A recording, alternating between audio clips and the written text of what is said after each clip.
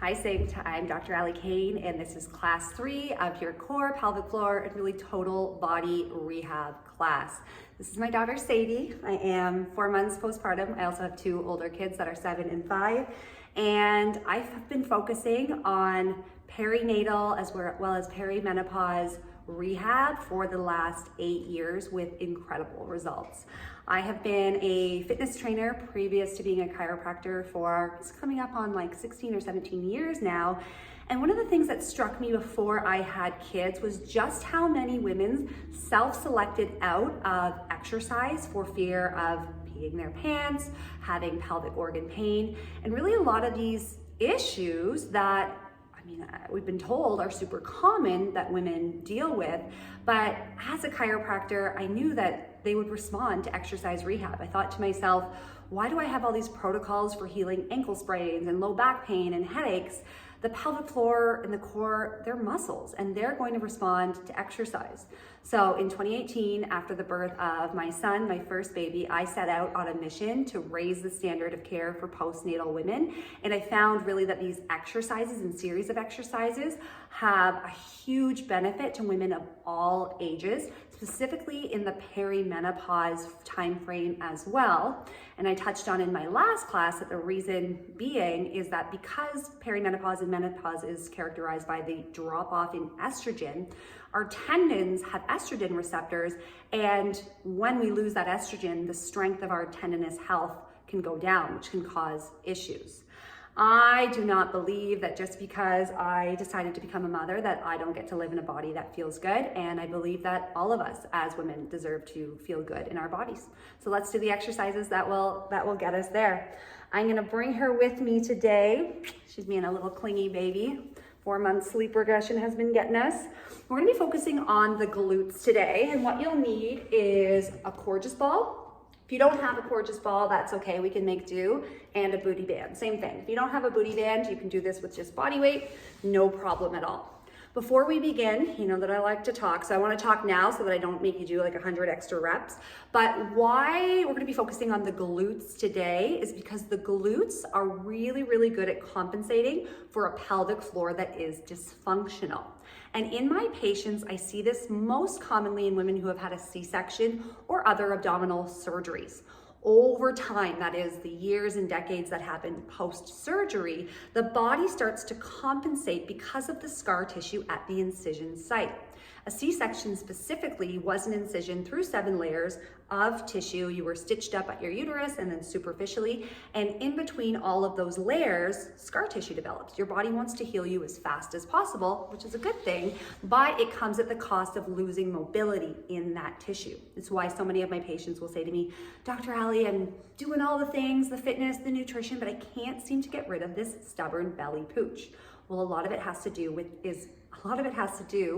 the scar tissue and the lack of slide and glide of that tissue.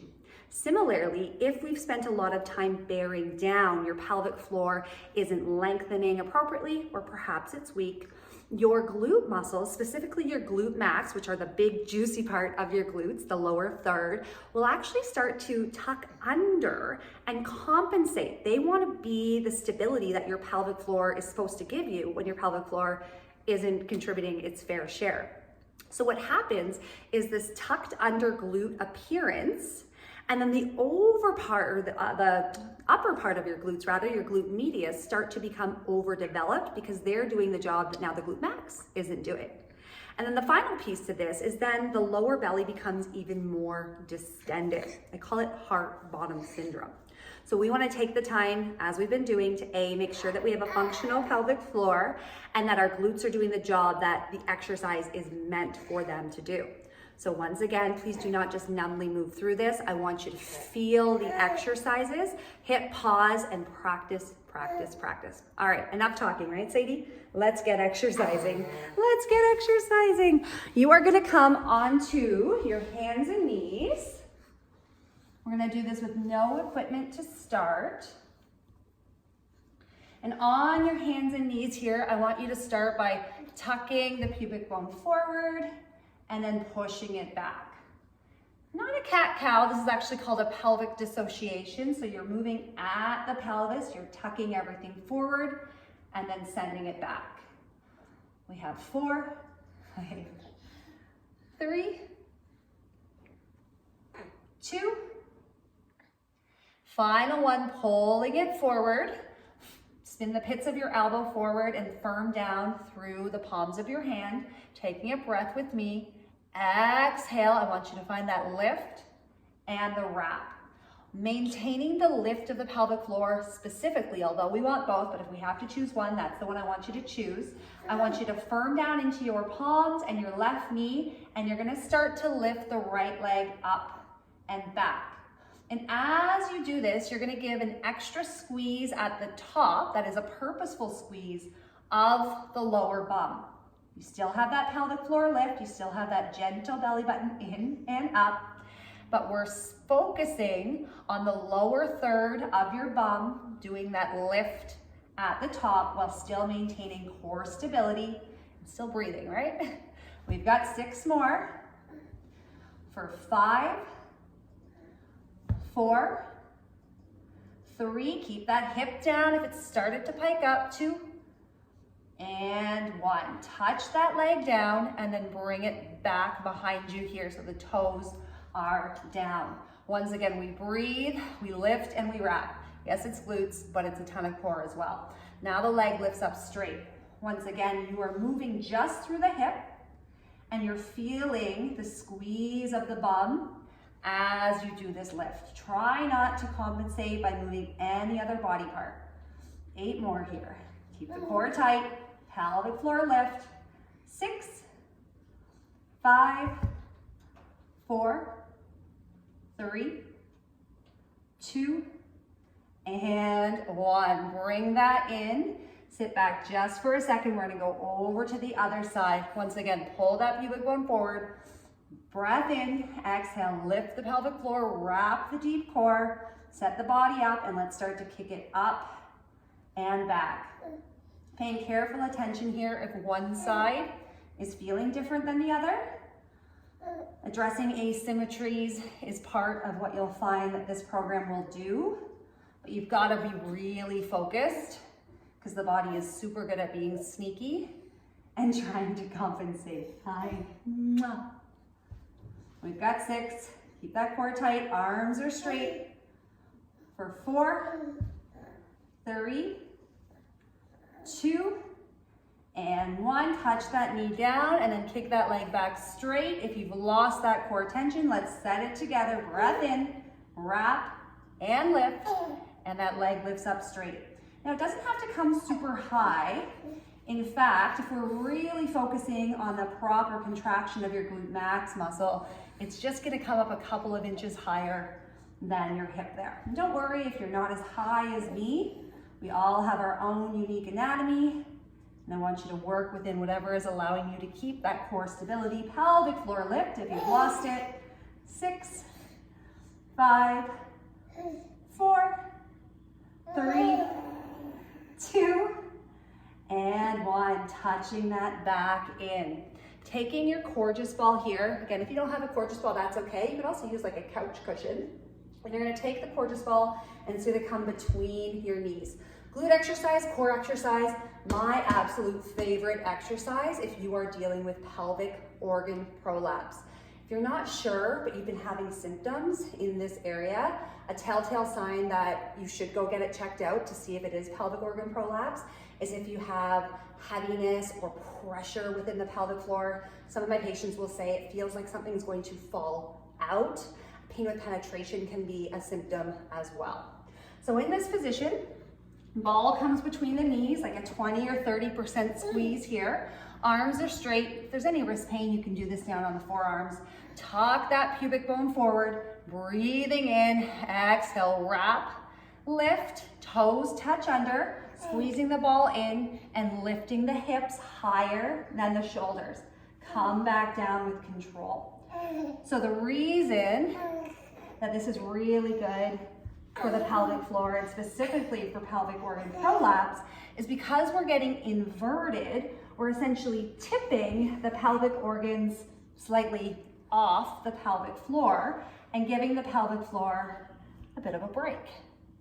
So we've got 3 more just like this, and then we're gonna add on to this exercise. A reminder to go through the motions at the bottom. Breath in, exhale, lift, wrap, pressing into the palms, lifting the hips up, and then coming back down. All right, so staying there, or if you wanna layer on, at the top, we're gonna add another pelvic floor lift. So at the bottom, yes, we're lifting and wrapping, and then we're lifting our hips up, and then we're once again, like there's a rope inside of our body, lifting up at the area of the levator antemuscle, the muscles you would use to hold in a fart. Let's do it, team. Ball between the knees. Breath in, exhale, lift, wrap, toes tuck under, lift the hips, hold here, breathe in, exhale, lift again, wrap, hold that tension, come back down, breathe, exhale, lift, wrap, hips come up, make sure they're higher than the shoulders, once again, breathe, exhale, lift, wrap, bringing it back down. Lots going on here, a breath at the bottom, a squeeze of the ball as you lift, keeping that squeeze as you breathe once again. Come back down. Ooh, I am shaking here. We've got 3 more. Breathing in at the top, lift, wrap, coming back down, 2 left.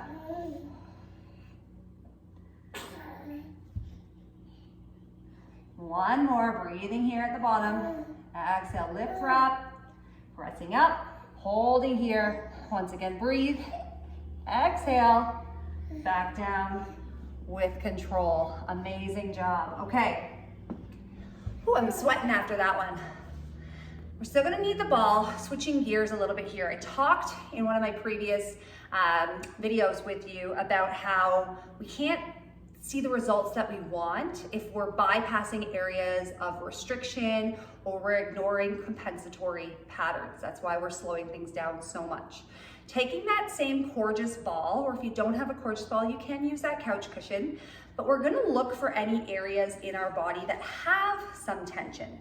So the first area that you're going to do this in are your upper ribs. Really common, and it's actually a factor of like the tight pants that we wear or our body maybe not having strength or awareness down here. But a lot of my patients will come to me, and when they contract their core, it's only happening up here. So when I guide them to take a deep breath in, they're like, my ribs are not moving. Enter Coregeous ball. Coregeous ball comes at the top part of your ribs. You're gonna lie down on top of it. Hey, baby. And you're gonna breathe into it. So it's at the upper part of our ribs right now. You're breathing in, and as you exhale, you're gonna try to sink down on top.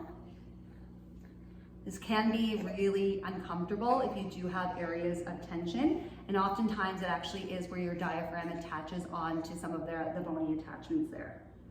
If you're all the way down and can't go any further, you can start to rock one hip over and then the other hip over, side to side. So it's like a little massage for the upper abs. Hi, honey. Stay here for as long as you'd like, especially if you found, I have found a few spots. I blame you. From here, we're gonna take that ball lower down. If you are somebody that's had any type of abdominal surgery, C-section, appendix, gallbladder, take that ball right over where that scar might be. For all others, it's just at and below the belly button here.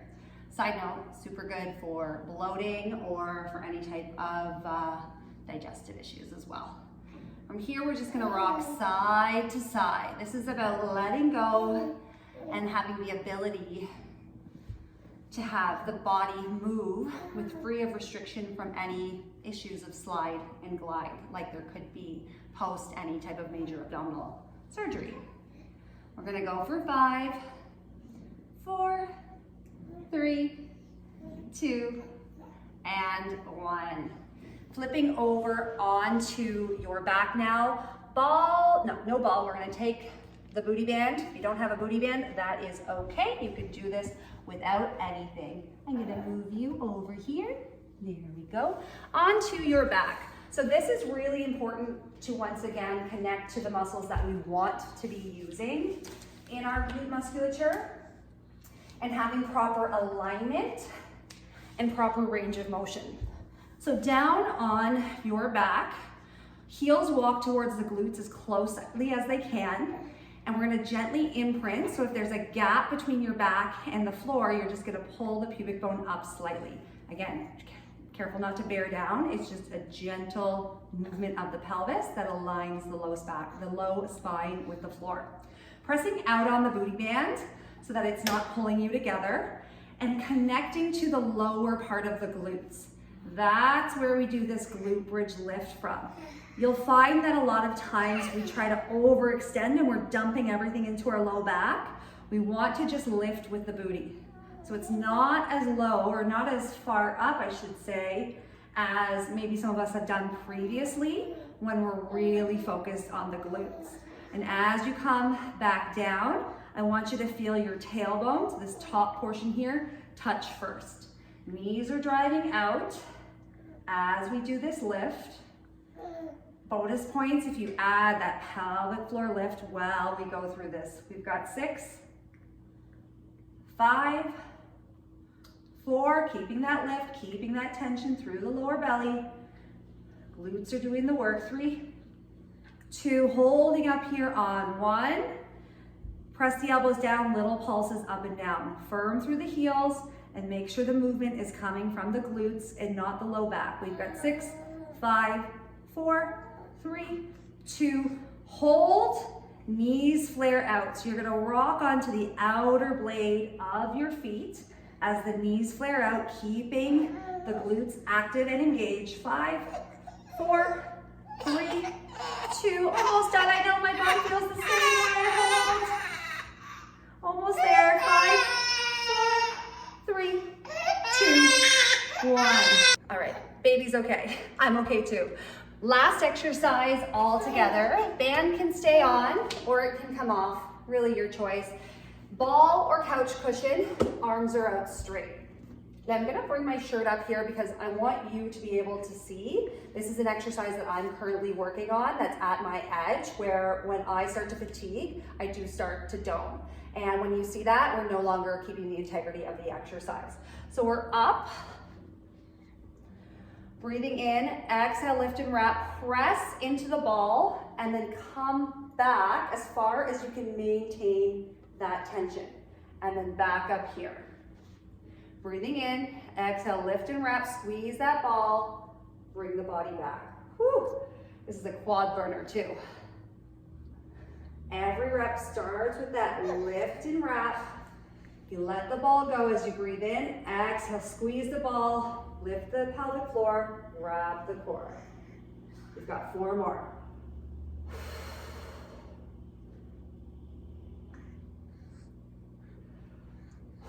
Try to get 1 inch lower, keeping that connection. Woo, my legs. 2. Last one.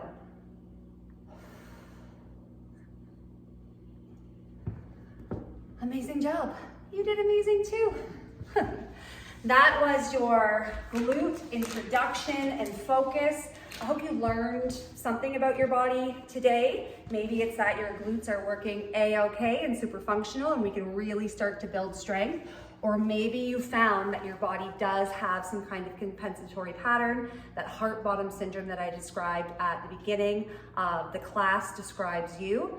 Take the time, work on the restrictions, improve the slide and glide, start to really make sure that your glutes are not clenched all the time and that you're using the lower third of your bum to do the work for large exercises like this. And over the course of a number of weeks, you will start to see a difference in your overall posture and how you hold your body. Once again, thanks for joining me. Thanks for joining me, Sadie. I'll see you again soon.